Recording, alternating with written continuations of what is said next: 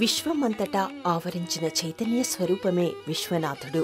ఆ స్వామి తనని ఆరాధించిన అప్పన్నాదేవికి తన శరీరంలో అర్ధభాగమిచ్చి అర్ధనారీశ్వరుడయ్యాడు. దివి నుంచి దూకిన గంగను తన శిరస్సున ధరించి గంగాధరుడయ్యాడు. దోసడు నీటితో అభిషేకించగానే దొడ్డ వరాలను కురిపించటం కోసం భోళాశంకరుడయ్యాడు. నాగజాతి చేత ఆరాధనలందుకున్న కారణంగా నాగేశ్వరుడయ్యాడు. అలా ఆ స్వామి కొలువైన తమిళనాడులోని కుంభకోణంలోని శ్రీ నాగేశ్వర దేవాలయం ఈ వారం దివ్యక్షేత్రం.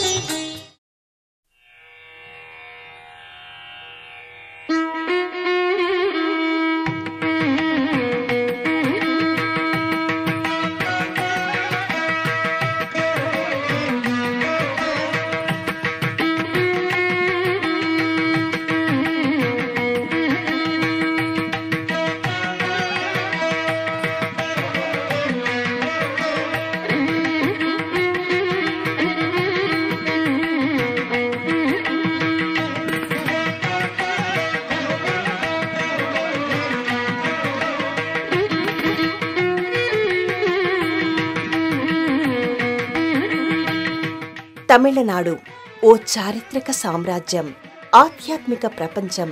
దేవతలంతా ఇక్కడే కొలువయ్యారా, విధాత విష్ణువు మొదలు అంతా ఇక్కడే విడిది చేశారా అనుకునేలా ఇక్కడ కనిపించని దేవతామూర్తులు ఉండరు. వైభవంతో వెలుగొందని ఆలయాలు ఉండవు. ఇది అనేక క్షేత్రాల మాగాణి, అనేక తీర్థాల తరంగిణి.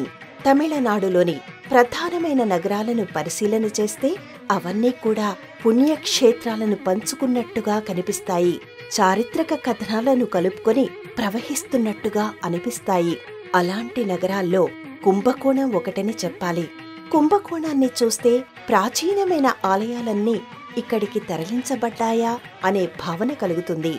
ఏపుగా పెరిగిన చెట్ల కంటే ధ్వజస్తంభాలు ఎక్కువగా కనిపిస్తాయంటే ఇక్కడ ఏ స్థాయిలో ఆలయాలు అవతరించాయనేది అర్థం చేసుకోవచ్చు.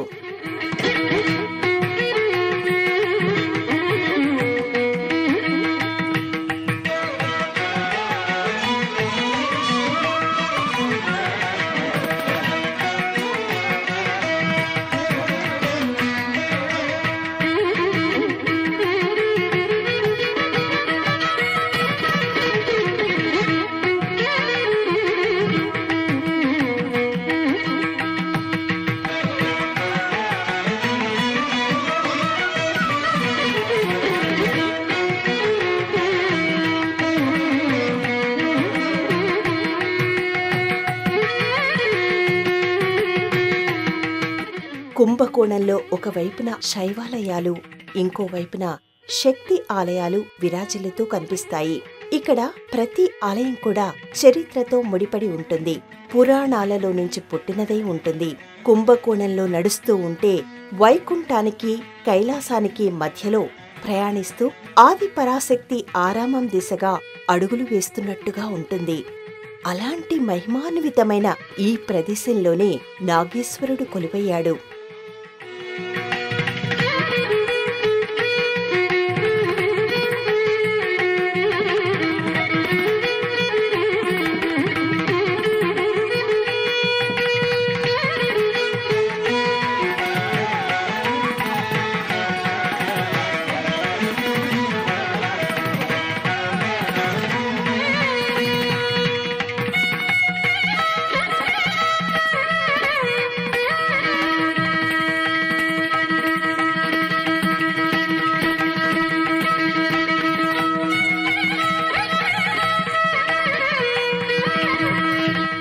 సాధారణంగా దేవతల అభ్యర్థన మేరకు, మహర్షుల మనవి మేరకు, మహాభక్తుల కోరిక మేరకు భగవంతుడు ఆయా ప్రదేశాల్లో కొలువై ఉంటాడు.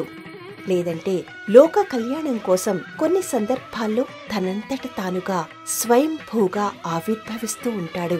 అలా కాకుండా ఒక నూతన యుగాన్ని ఆరంభించటం కోసం ఆదిదేవుడు కైలాసాన్ని వీడి కాలు మోపిన పుణ్య ప్రదేశమే కుంభకోణం. అదే ఈ క్షేత్ర ప్రత్యేకత. అందుకే దీనికి అంతటి ప్రాధాన్యత. కుంభకోణం అనగానే అందరి కనుల ముందు కదలాడేది మహామహం కోనేరు.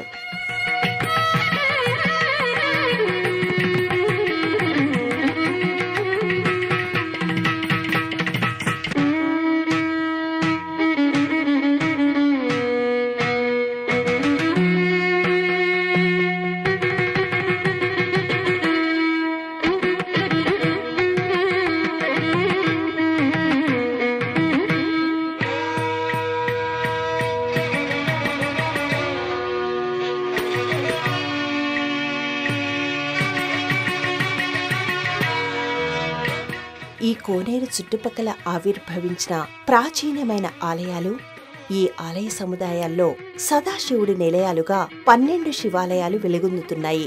ఆ జాబితాలో నాగేశ్వరతో పాటుగా ఆది కుంభేశ్వర, కాశీ విశ్వేశ్వర, సోమేశ్వర, కాళహస్తీశ్వర, గౌతమేశ్వర, కోటీశ్వర, అమృతకాడేశ్వర, బాణాపురీశ్వర, అభిముఖేశ్వర, కంబటి విశ్వనాథేశ్వర, ఏకాంబరేశ్వర ఆలయాలు కనిపిస్తాయి. ఇక్కడ యుగారంభం జరగడానికి మహామహం కోనేరుకు, ఆ కోనేరు పరిసర ప్రాంతాల్లో ఆవిర్భవించిన 12 శివలింగాలకు మధ్య లోక కళ్యాణ కారకమైన సంబంధం ఉంది.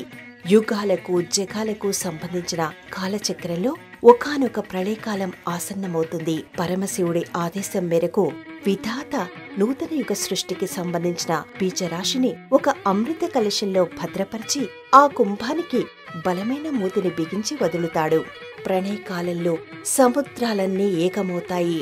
నింగి సాక్షిగా నేలనంతటినీ ఆక్రమిస్తాయి. విధాత బీజరాశిని దాచిన ఆ కుంభం ఆ ప్రవాహంలో కొట్టుకొని పోతుంది. ప్రళయకాలం ముగిసిన తర్వాత, సముద్రాలు శాంతించిన తర్వాత బీజరాశికి సంబంధించిన కుంభం ఒక ప్రాంతంలోని మట్టిలో కొంతవరకు కూరుకుపోయి ఒరిగిపోయి ఆగిపోతుంది. ఆ కుంభం జాడ తెలుసుకున్న పరమశివుడు అక్కడికి చేరుకుంటాడు. ఇప్పుడు ఇక నూతన యుగానికి సమయం ఆసన్నమైందని భావించిన శివుడు బాణంతో ఆ కుంభాన్ని ఛేదిస్తాడు. దాంతో అందులోని బీజరాశి దశ దిశలా వెదజల్లబడుతుంది. ఆ సమయంలో ఆ కుంభంలోని అమృత జలాలతో ఈ మహామహం కోనేరు ఏర్పడిందని స్థలపురాణం చెబుతోంది. సదాశివుడు ఛేదించిన ఆ కుంభం 12 ముక్కలైపోయి 12 ప్రదేశాల్లో పడతాయి. అక్కడే ఉమామహేశ్వరుడు ఉద్భవిస్తాడు. ఇందాక మనం చెప్పుకున్న జాబితాలోని 12 శివాలయాలు అవే. బీజరాశి నింపబడిన కుంభం ఒక కోణంలో నేలను తట్టుకుని ఆగిపోయిన ప్రదేశం కావడం వల్లనే ఈ ప్రదేశానికి కుంభకోణం అనే పేరు వచ్చింది. నూతన యుగారంభం కోసం ఆదిదేవుడు తొలిసారిగా ఈ నేలపై కాలు మోపిన ప్రదేశం కావడం వల్ల అది కుంభేశ్వరతో ఆ స్వామి ఆలయాల వరుస మొదలవుతుంది. మహాక్షేత్రాలన్నీ ఒకచోటున చేరిన మహిమ మనకి కుంభకోణంలో కనిపిస్తుంది. గంగా, యమున, సరస్వతి మొదలైన నదులన్నీ కూడా స్త్రీ రూపాలుగా తరలివచ్చి పుణ్యస్నానాలు ఆచరించిన కోనేరు ఇది. ఎంతో మంది పాపాలను తొలగిస్తూ వస్తున్న నదీమ తల్లుల ఆ మాలిన్యాన్ని తమ నుంచి తొలగించుకునే మార్గాన్ని సూచించమని శివుడిని కోరతారు. అప్పుడు వాళ్లకు సదాశివుడు చూపించినదే మహామహం కోనేరు. దీన్ని బట్టి ఈ కోనేటి జలాలు ఎంతటి మహిమాన్వితమైనవనేది అర్థం చేసుకోవచ్చు. ప్రతి 12 ఏళ్లకొకసారి ఇక్కడ కుంభమేళా జరుగుతూ ఉంటుంది.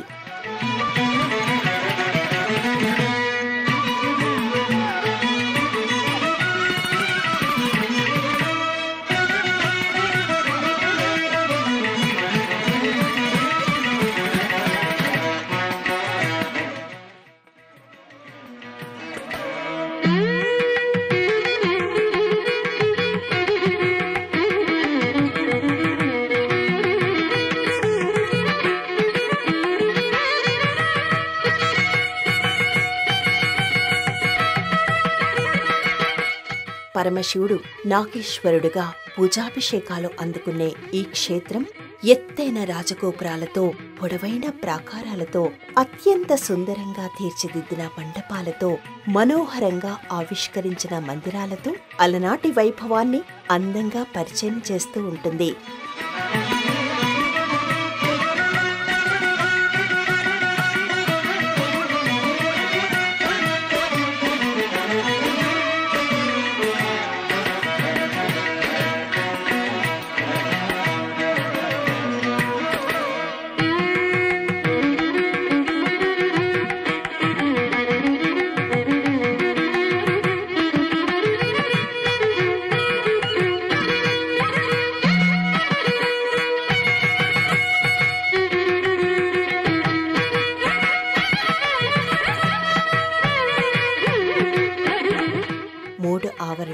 3 గోపురాలు కలిగిన ఈ ఆలయంలో స్వామివారు నాగేశ్వరుడిగా, అమ్మవారు పెరియ నాయకిగా పూజాభిషేకాలు అందుకుంటూ ఉంటారు.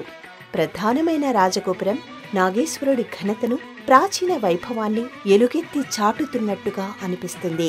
గోపురంపై శివలీలా విశేషాలకు సంబంధించిన అనేక శిల్పాలు కనువిందు చేస్తూ ఉంటాయి. శివలీలా మహత్యాన్ని ఆవిష్కరిస్తున్నట్టుగా అనిపిస్తాయి. ప్రతి గోపురం కూడా ఒకవైపు నుంచి పురాణ సంబంధమైన దృశ్యాలను, మరోవైపున చారిత్రక విశేషాలను కళ్లవాకిళ్లలో నిలుపుతుంది.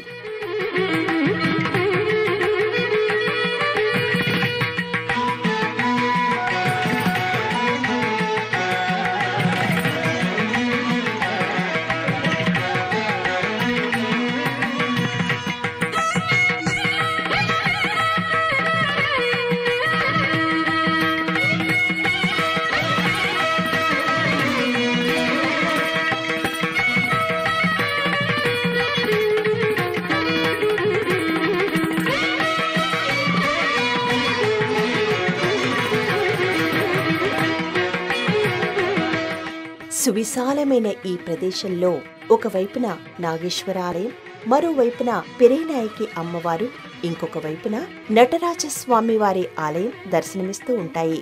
ప్రతి ఆలయం కూడా నిర్మాణపరమైన అనేక విశేషాలను సంతరించుకుని కనిపిస్తుంది. అమృత బీజ కుంభాన్ని పరమశివుడు ఛేదించినప్పుడు అది 12 భాగాలై 12 ప్రదేశాల్లో పడినట్టుగా చెప్పుకున్నాం. అందులో ఒక భాగం పడిన ఈ ప్రదేశంలోనే శివలింగం ఆవిర్భవించింది. ఇక్కడి శివలింగాన్ని ముందుగా అర్చించి ఆరాధించినది ఆదిశేషుడు. అందువల్లనే ఇక్కడి శివుడు నాగేశ్వరుడిగా పూజాభిషేకాలు అందుకుంటున్నాడు. అప్పట్లో ఈ ప్రదేశమంతటా బిల్వవనాలతో కూడి ఉండటం వల్ల స్వామికి బిల్వవనేశ్వర్ అనే పేరు కూడా ఉంది.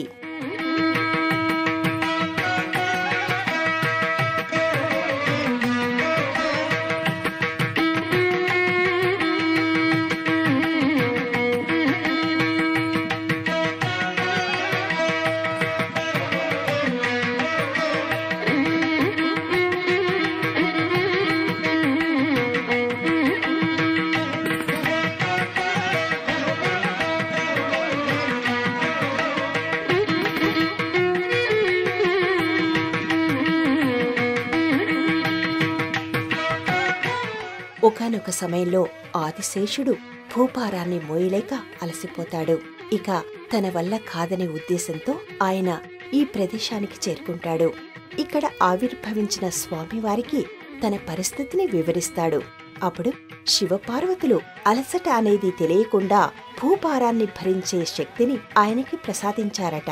అలా ఆదిశేషుడితో ముడిపడిన క్షేత్రం ఇది.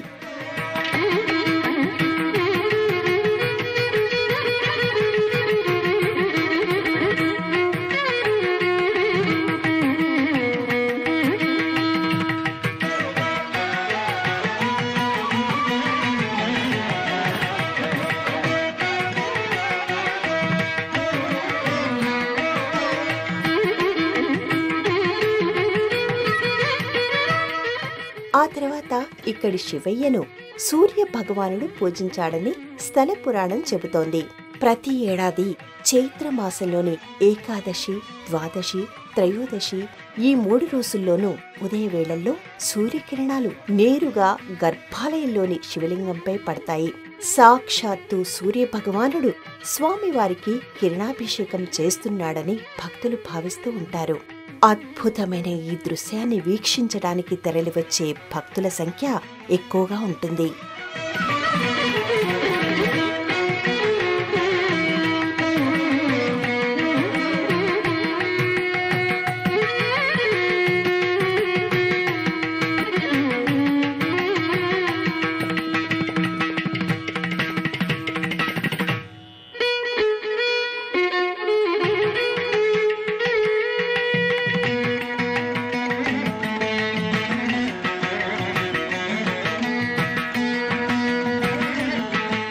పురాణాలలో ప్రస్తావించబడిన ఈ క్షేత్రం 7వ శతాబ్దానికి ముందు నుంచే మహిమాన్వితమైనదిగా అలరారినట్టుగా తెలుస్తోంది. 7వ శతాబ్దానికి చెందిన తిరజ్ఞాన సంబంధర్ తన దేవారం అనే గ్రంథంలో ఈ క్షేత్ర వైభవాన్ని కీర్తించడం కనిపిస్తుంది. ఇప్పుడు మనం చూస్తున్న ఈ ఆలయంలో ముందుగా గర్భాలయాన్ని నిర్మించింది ఆదిత్య చోళుడు అని చరిత్ర చెబుతోంది. 9వ శతాబ్దంలో ఆయన ఈ ఆలయాన్ని నిర్మించాడు. ఆదిత్య చోళుడు మహావీరుడు, విజయాలయ చోళుని కుమారుడు. పల్లవరాసైన అపరాజితుని యుద్ధరంగంలో కడతీర్చి పల్లవుల పాలనకు ముగింపు పలికిన పరాక్రమవంతుడు. రాజకేసరి కోదండరామ అనే బిరుదులు కలిగిన ఆదిత్య చోళుడు 36 ఏళ్లపాటు ఈ ప్రాంతాన్ని పాలించాడు. ఈ సమయంలో ఆయన 108 శివాలయాలను నిర్మించినట్టుగా చరిత్ర చెబుతోంది. ఆ జాబితాలో ఒకటిగా నాగేశ్వర్ ఆలయం కనిపిస్తోంది. ఆదిశేషుడు సూర్య భగవానుడితో పాటు నలమహారాజు, కర్కోటకుడు, దక్షుడు, నయనారులు సేవించిన క్షేత్రంగా ఇది కనిపిస్తుంది. ఈ ఆలయ ప్రాంగణంలోని పుష్కరిణిని నాగతీర్థంగా పిలుస్తారు. నాగతీర్థంలో స్నానమాచరించి శివయ్యను దర్శించుకోవడం వల్ల రాహు సంబంధమైన దోషాలు తొలగిపోతాయనేది భక్తుల విశ్వాసం.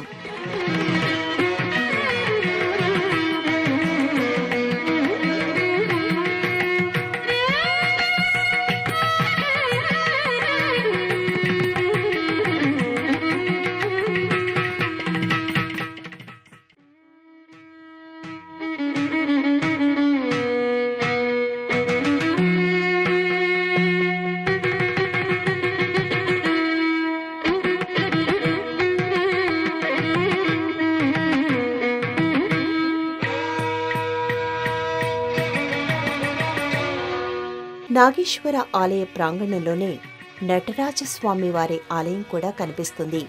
ఇది ఉపాలయం మాదిరిగానో ఉపమందిరం మాదిరిగానో కనిపించదు. దాదాపు ప్రధానమైన ఆలయంతో సమానమైన వైభవాన్ని చాటుతూ ఉంటుంది. ఈ ఆలయం ధ్వజస్తంభాన్ని కాదు, ప్రాకారాలనే తలపైకెత్తి చూడవలసి ఉంటుంది. అంతటి ఎత్తైన దృఢమైన ప్రాకారాలు కలిగిన ఆలయం ఇది. ఆలయం గోడలకు రథచక్రాలను, రాతి అశ్వాలను అమర్చారు. ఆలయాన్ని ఒక రథం మాదిరిగా అశ్వాలు లాగుతున్న భావన కలుగుతుంది. అశ్వం అత్యంత వేగంగా పరిగెడుతున్నట్టుగా మలచిన తీరు, ఆ రథచక్రాన్ని మలచిన విధానం ఆశ్చర్యంలో ముంచెత్తకుండా వదిలిపెట్టదు. అలాగే మరొక పక్కన ఏనుగుల శిల్పాలను మలిచారు. దారాసురంలోని ఐరావతేశ్వర ఆలయంలోనూ, కుంభకోణంలో సారంగపాణి ఆలయంలోనూ ఇలా ఆలయాన్ని రథంలా అశ్వాలు, ఏనుగులు లాగుతున్న నిర్మాణ శైలి కనిపిస్తుంది.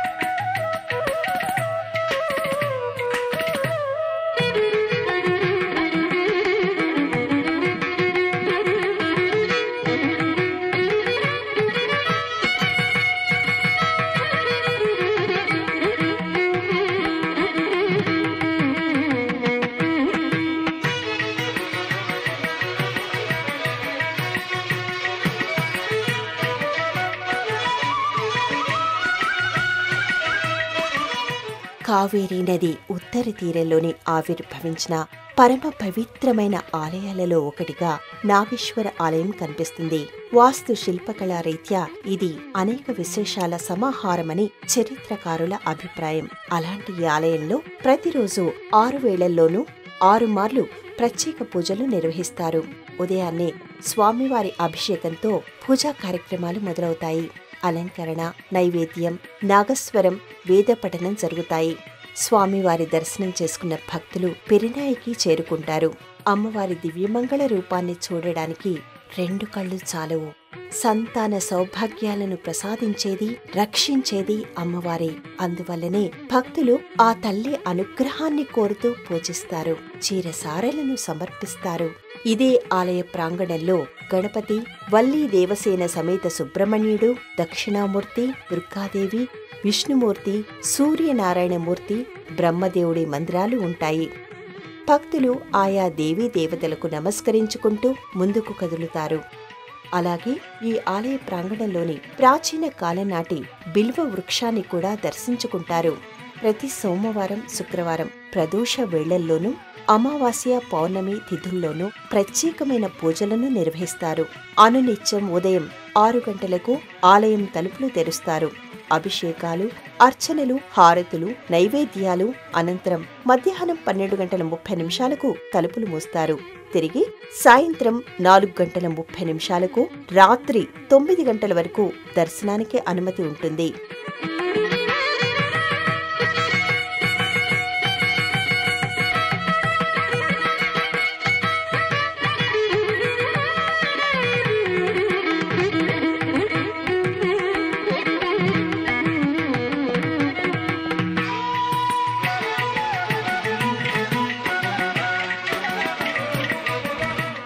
యుగారంభంతో ముడిపడిన ఈ క్షేత్రంగా దేవతలు తిరుగాడిన పుణ్యతీర్థంగా కుంభకోణం ప్రసిద్ధి చెందింది. ఆదిదేవుడు అవనిపై పాదం మోపిన తొలి ప్రదేశంగా, శివగణాలన్నీ కొలువైన దివ్యస్థలంగా ఇది కనిపిస్తుంది. అటు పురాణ కథనాలను, ఇటు చారిత్రక విశేషాలను పెనవేసుకుపోయి కనిపించే ఈ క్షేత్రం ఒక ఆధ్యాత్మిక అద్భుతం. అలాంటి ఈ క్షేత్రాన్ని దర్శించడం అంటే సదాశివుడి సన్నిధిలో తరించడమే. దేశంలోని అన్ని ప్రధానమైన నగరాల నుంచి చెన్నైకి రోడ్డు, రైలు, వాయు మార్గాలు అందుబాటులో ఉన్నాయి. తెలుగు రాష్ట్రాల వారు చెన్నై మీదుగా కుంభకోణం చేరుకోవడం తేలిక అవుతుంది. కుంభకోణానికి సమీప విమానాశ్రయంగా తిరుచిరాపల్లి కనిపిస్తుంది.